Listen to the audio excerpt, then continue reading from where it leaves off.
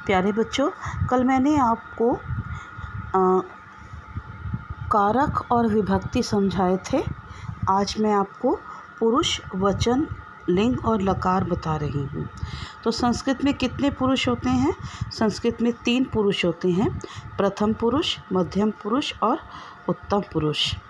संस्कृत में वचन भी 3 होते हैं, एक वचन, द्विवचन और बहुवचन। इनको मैं आगे आपको तालिका के माध्यम से बताऊंगी। संस्कृत में लिंग कितने होते हैं? संस्कृत में 3 लिंग हैं, पुल्लिंग, स्त्रीलिंग और नपुंसक लिंग। इसी प्रकार से लकार कितने होते हैं?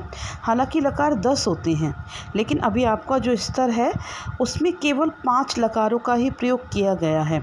और वैसे भी साधारण जीवन भी यदि हम देखें तो 5 लकारों का ही ज़्यादातर प्रयोग होता है। तो इसलिए होते 10 हैं, लेकिन इनको केवल 5 ही अधिकतर लोग जानते हैं। तो यहाँ पर भी हम आपके कोर्स में जो बताने वाले हैं वो केवल 5 लकारों के बारे में ही बताने वाले हैं। अब देखिए, लकार सबसे पहले आता है लट लकार। इसको हम हिंदी में कहें तो वर्तमान काल के लिए इसका प्रयोग होता है। अर्थात जैसे वह जाता है तो वर्तमान काल, उसके लिए लट लकार का प्रयोग होता है।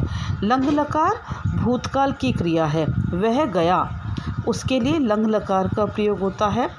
लिट लकार भविष्य के लिए, वह जाएगा, तो वहाँ पर भविष्य के लिए लिट लकार का प्रयोग होता है। लोट लकार आज्ञा देने के लिए, जैसे माता पिता या आपके टीचर आपको कहते हैं कि तुम जाओ, आज्ञा दी जा रही है, तो उसके लिए लोट लकार। फिर है विधि लिंग 5वां, चाहिए, जैसे तुम्हें जाना चाहिए, उसके लिए हम विधि लिंग लकार का प्रयोग करेंगे। आगे आपको ये पाँचों के पाँचों जो लकार हैं इनका कार्य कराया जाएगा। संस्कृत में जो कर्ता होते हैं वो 9 होते हैं। अब मैं आपको इस तालिका के द्वारा समझाऊंगी। कल मैंने आपको कारक बताए थे, तो जो कर्ता होता है उसको तालिका के द्वारा भी समझाऊंगी। आप देख सकते हैं कि ये हमारे पुरुष हैं, प्रथम पुरुष, मध्यम पुरुष और प्रथम पुरुष, मध्यम पुरुष, उत्तम पुरुष।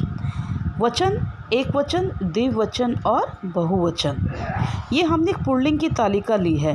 तो हमारे जो कर्ता हैं वो 9 होते हैं। वो कौन से हैं? वह, वे दोनों, वे सब।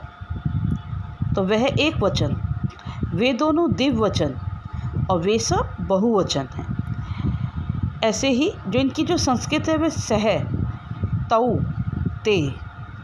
फिर आता है मध्यम पुरुष में तू या तुम, फिर तुम दो और फिर तुम सब। इनकी संस्कृत है त्वम, युवाम, यूयम। इसके बाद आता है मैं, अहम, मैं। उत्तम पुरुष में एक वचन मैं, और हम दो द्विवचन ये आवाम, वयम, हम सब। हम सब ये बहुवचन हैं।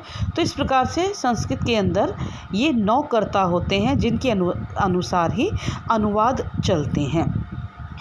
कर्ता और क्रिया के आधार पर अनुवाद इस प्रकार होंगे, जैसे वह जाता है। अब आप देख सकते हैं प्रथम पुरुष, मध्यम पुरुष, एक वचन, द्विवचन और बहुवचन।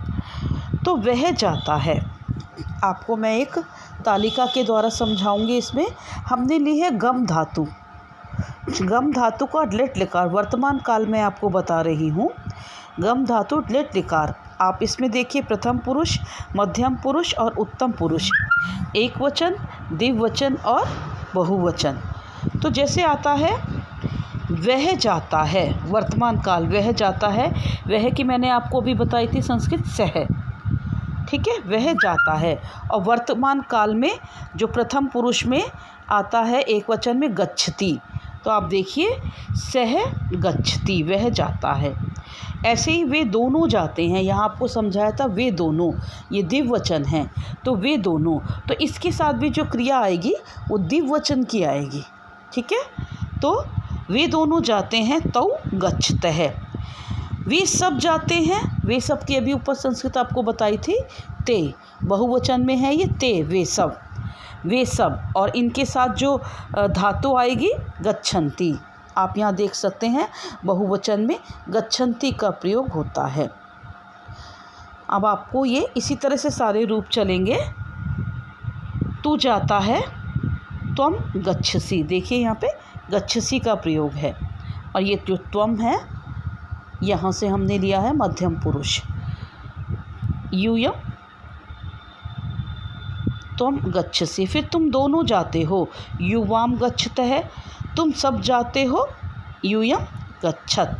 तो इस प्रकार से ये रूप चलते हैं। ये आपको आखिरी में मैं आपको बता रही हूँ, मैं जाता हूँ, अहम गच्छामि। ये आप देख सकते हैं, उत्तम पुरुष में गच्छामि, और अहम, ये हमने अहम आता है उत्तम पुरुष, अहम माने मैं जाता हूँ, और इसके साथ गच्छामि।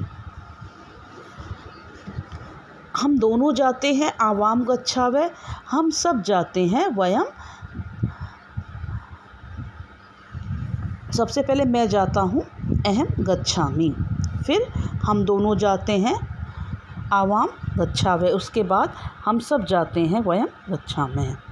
ये आप उम्मीद करती हूँ कि आपको ये सारी की सारी क्रियाएं समझ में आ गई होंगी। इसी प्रकार से जो आगे के रूप हैं वो चलने वाले हैं। आप इसको समझने की कोशिश कीजिए। कुछ समझ में नहीं आता तो मेरे से ज़रूर पूछिएगा।